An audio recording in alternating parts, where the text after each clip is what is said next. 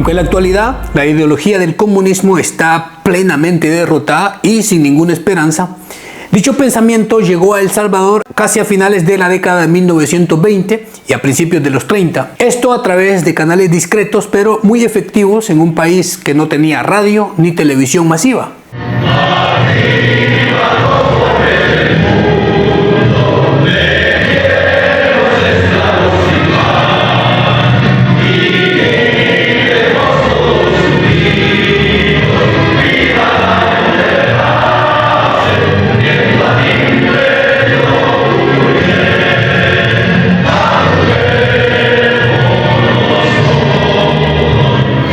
Comenzó con la fuerte influencia de la Revolución Rusa en 1917, cuyos ecos se extendieron incluso en el continente americano. Las primeras ideas marxistas entraron principalmente por medio de libros y algunos folletos, el mismo Manifiesto Comunista de Marx y Engels, también obras de Vladimir Lenin y textos anarquistas que Farabundo Martí y otros afines leían en bibliotecas de Guatemala y también de México, o que también llegaban de contrabando a través de marineros y obreros que regresaban de otros países. Entonces, para 1924 se fundó la Federación Regional de Trabajadores de El Salvador, FRTS, inicialmente de orientación a la anarquía sindicalista, pero rápidamente fue ganada por sectores marxistas a través de círculos de estudios secretos de toda esta literatura y debates entre artesanos, tipógrafos y jornaleros en la clase trabajadora de El Salvador. Pero la agitación se realizaba de forma oral en reuniones nocturnas en los cantones, zonas rurales, mercados y casas particulares. Todo esto complementado con panfletos, algunas hojas sueltas y carteles que se pegaban en las paredes de las fincas. El muy conocido Farabundo Martí, tras viajar a Guatemala, México y participar en la lucha sandinista de Nicaragua, regresó a El Salvador en 1925 y se convirtió en el principal organizador, junto a Miguel Mármol, Abel Cuenca, Modesto Ramírez y muchos otros. Formaron grupos para predicar esa ideología comunista, marxista-leninista y establecieron incluso contactos internacionales con asociaciones de esa misma ideología, incluido el Socorro Rojo Internacional. Este trabajo clandestino culminó en marzo de 1930 con la fundación de el Partido Comunista de El Salvador. Esto a las orillas del lago de Ilopango, afiliado formalmente a la Internacional Comunista. Todos estos, una vez organizados en un partido, intensificaron su labor de agitación entre los campesinos y jornaleros más pobres del occidente del país.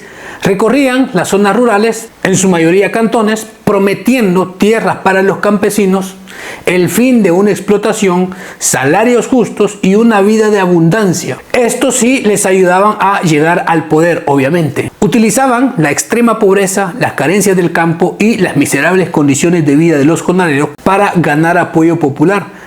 Representaban la rebelión como la única vía para escapar de esa situación. De esta forma, miles de campesinos, mucha gente analfabeta y algunos desesperados se convirtieron en la base de apoyo principal de este movimiento, siendo movilizados para presionar políticamente y posterior para participar en el levantamiento armado de 1932. Un año antes, este partido había obtenido personería jurídica y participó en las elecciones de enero del 32, donde ellos denunciaron un fraude masivo. Todo este proceso se desarrolló en un contexto de profunda crisis económica, la caída del precio del café en 1929, la extrema explotación de jornaleros y un fuerte descontento social que permitió que las ideas comunistas prendieran rápidamente entre los sectores más empobrecidos del país. Pero luego del golpe de Estado, en diciembre de 1931, el general Maximiliano Hernández Martínez asumió el poder y rápidamente identificó al Partido Comunista como su principal enemigo.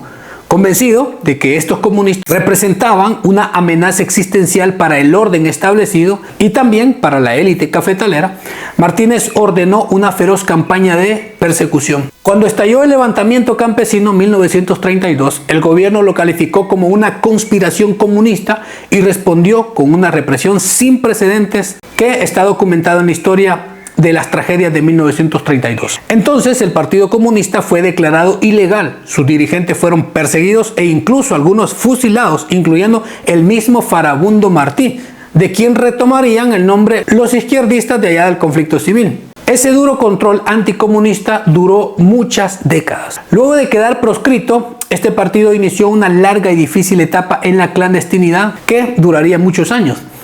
Así, muy reducidos en apoyo y declarados fuera de la ley, los pocos comunistas sobrevivientes se reorganizaron en células secretas, círculos de estudio y sindicatos encubiertos, principalmente en San Salvador y algunas zonas rurales. Para sobrevivir a la represión militar, participaron en la vía política a través de partidos frente legales como el Partido Acción Renovadora, PAR, fundado en 1944 como uno de los principales vehículos legales para los frentes abiertos. Los comunistas se habrían infiltrado en las filas del PAR, orientándolo hacia posiciones de izquierda más radicales, especialmente en las elecciones presidenciales de 1967, donde el PAR presentó una candidatura de unidad de fuerzas progresistas y de izquierda.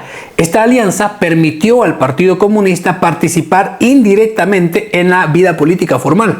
Sin embargo, tras los comicios del 67, el Consejo Central Electoral disolvió oficialmente el PAR, acusándolos de ser un instrumento del comunismo y de violar las leyes anticomunistas vigentes, cerrando así otro espacio legal para este partido y obligándolo a continuar su labor en la más estricta clandestinidad. Dentro del Partido Comunista, dos figuras destacaron por su influencia y posterior vigencia en la década de los 70. El muy reconocido Shafik Jorge Handal, quien ingresó al partido en su juventud, se convirtió en uno de los principales dirigentes y fue elegido secretario general en el 73, cargo que ocupó hasta 1994.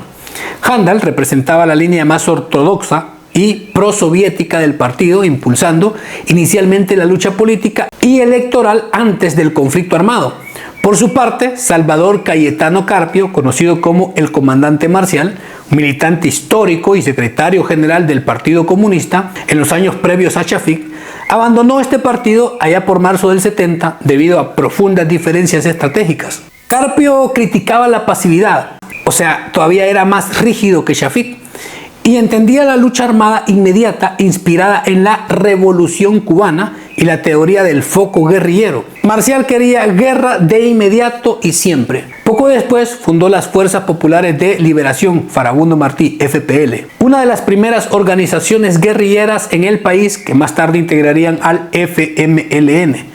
Esta ruptura marcó el inicio de la fragmentación de la izquierda salvadoreña hacia la opción insurreccional, que por cierto, Marcial, él mismo, se pegó un tiro luego de traicionar a su compañera Mélida Anaya Montes y de haber ordenado su asesinato. En el marco de la creciente unidad de la izquierda salvadoreña, el Partido Comunista, bajo la dirección de Shafik Handal, decidió abandonar definitivamente su estrategia de lucha político-legal y se adhirió al proceso de unificación guerrillera. El 10 de octubre de 1980, el Partido Comunista se integró oficialmente como una de las 5 organizaciones fundadoras del Frente Farabundo Martí para la Liberación Nacional. Esta adhesión marcó el paso definitivo del partido de la clandestinidad y la vía electoral a la lucha armada revolucionaria dentro de una estructura unificada. Y tras más de una década de conflicto civil, del 80 al 92, el Frente no logró derrocar al gobierno ni tomar el poder por la vía armada. Ante el desgaste militar, la presión internacional y la imposibilidad de una victoria definitiva, los comandantes guerrilleros, encabezados por Shafik Jorge Handal, como el principal líder comunista, aceptaron negociar la paz. Esto para enero del 92. Y luego, tras la desmovilización de sus fuerzas, el Frente se transformó en un partido político legal y regresó a la vía electoral, ahora unificado bajo una sola bandera, participando en las elecciones de 1994. Para este año, el Partido Comunista acordó su plena disolución como organización independiente. El proceso culminó en agosto del 95 durante el 9º Congreso Extraordinario del Partido Comunista y la tercera Convención Nacional del FMLN, donde se declaró oficialmente disueltas todas las organizaciones originarias, las 5 que habían conformado el Frente. Shafik Handal, quien había sido su secretario general desde el 73, lideró esta decisión. Muchos militantes históricos lo vieron con resignación y tristeza. Argumentaban que era necesario para consolidar una sola fuerza de izquierda. Otros, los más radicales, lo consideraban una traición a la historia y a los ideales marxistas-leninistas. Aunque el Frente finalmente llegó al poder en las elecciones del año 2009 con la victoria de Mauricio Funes, un fulano que nada tenía que ver con el Partido Comunista o las organizaciones guerrilleras. Para ese tiempo, Shafiq Handal, el ex secretario general, ya había fallecido hacía 3 años. Para entonces, el comunismo como tal, como ideología, había prácticamente desaparecido del partido. Y el FMLN se había convertido en una fuerza de centro-izquierda pragmática, alejada de sus raíces marxistas-leninistas. Durante los 10 años de gobierno del Frente, del 2009 al 2019, la izquierda salvadoreña terminó practicando un estilo de gobierno muy similar al de su histórico rival Arena, especialmente en materia de corrupción, clientelismo político y escándalos de gran magnitud de enriquecimiento ilícito de todos sus cuadros y comandantes. Muchos analistas y antiguos militantes coincidieron en que la izquierda en el poder acabó reproduciendo los mismos vicios que tanto criticaron durante décadas y por lo que habían luchado. Al final, el Partido Comunista de El Salvador, después de más de 60 años de conspiraciones, clandestinidad, muertos y promesas grandilocuentes de una revolución del proletariado al estilo Cuba, terminó en el más rotundo y patético fracaso. Nunca lograron implantar la dictadura del proletariado ni expropiaron a los burgueses como soñaban. Lo más cerca que estuvieron fue integrarse al FMLN, firmar una rendición con el enemigo que tanto odiaban y años después llegar al gobierno convertidos en una pálida y corrupta versión de centro-izquierda que terminó haciendo exactamente lo mismo que Arena: robar, enriquecerse y traicionar a sus bases, su ideología y a la gente que los había apoyado. El gran sueño revolucionario se redujo a cargos públicos, camionetas del año, mansiones y cuentas en el extranjero. Un fracaso histórico completo disfrazado de victoria electoral. Y así, para la actualidad, el comunismo se puede decir que nunca prosperó en El Salvador y se considera extinto. Pero la conclusión es suya. Deje su opinión en los comentarios. Muchísimas gracias por apoyar los videos, por llegar hasta el final. Cuídense, nos vemos. Hasta luego.